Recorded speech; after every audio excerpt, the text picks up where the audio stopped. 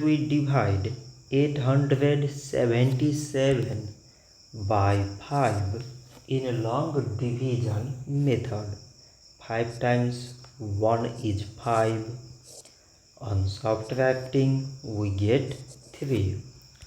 So now we put down this 7 and it is 37. 5 times 7 is 35. On subtracting we get 2. So again we put down this 7 and it is 27.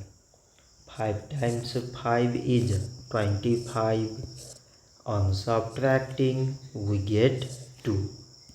So now we have no any other number to put it down. So we take here decimal so that we put 0.